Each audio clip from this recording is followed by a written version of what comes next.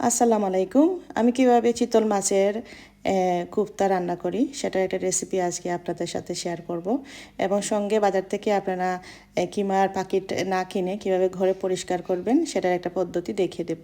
তো বাজার থেকে যারা মানে কিমার প্যাকেট কিনেন আমি মাঝে মাঝে কিনি, বাট এটা আসলে খেতে খুবই মানে মনে হয় না যে আমি চিতল মাছের কিমাটা খাচ্ছি।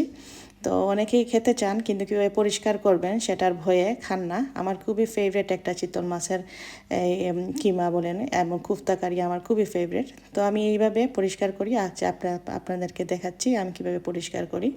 তো একটা চামচ দিয়ে এটাকে প্রথমে আমি তিন পিস করলাম, তারপর একটা চামচ দিয়ে যেদিকে কাটা এর উল্টো দিকে আমি টান দিব। দেখতে পারতেছেন খুব ভালোভাবে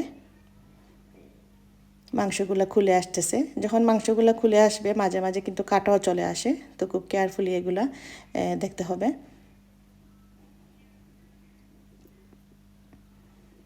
এটা করতে 2 থেকে 3 মিনিট লাগে। তো আমি খুব সহজভাবে আপনাদেরকে দেখাচ্ছি, এটা এইভাবে আমি পরিষ্কার করি।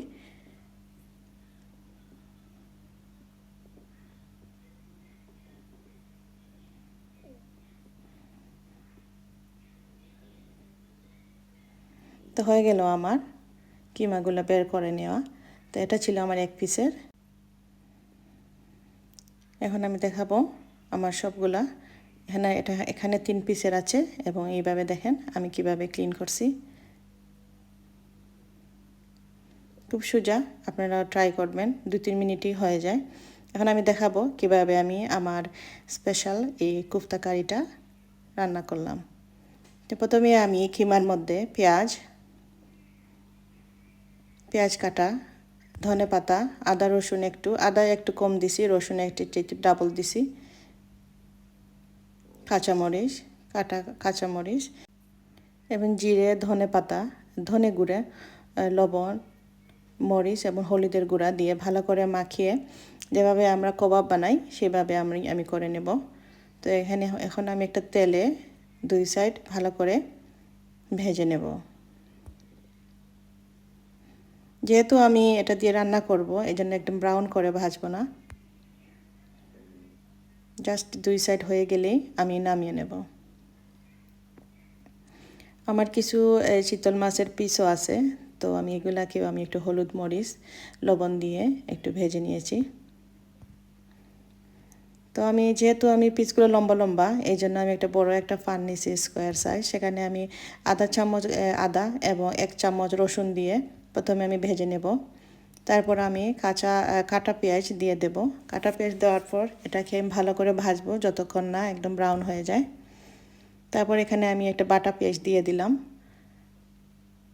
বাটা পেঁয়াজ যখন তেল উঠে গেছে তখন আমি একটা টমেটো ফালি করে, কাঁচামরিচ এবং একটা ক্যাপসিকাম আমি দিয়ে দিলাম এবং খুব ভালো করে এটা বুনবো যতক্ষণ না এটা নরম হয়ে যায়।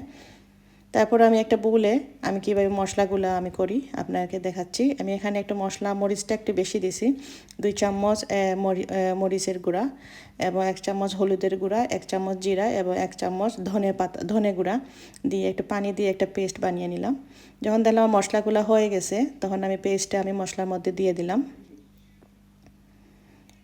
এবং এটাকে আমি একটু ভালো করে ভুনবো, একটু পানিও দিব যতক্ষণ না তেলটা উপরে চলে আসে।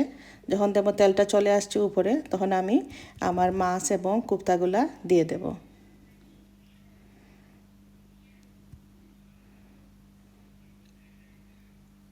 তো যখন দিলাম তেলটা উপরে চলে আসছে আমি আর একটু পানি দিলাম এবং এটা ঝোল আপনি যতটুকু আপনার পছন্দ এত ঠিক ততটুকুই আপনি পানি দেবেন। তো আমি যখন দিলাম তখন দেখলাম যে পানিটা একদম দিলাম গায়ে গায়ে লেগে গেছে।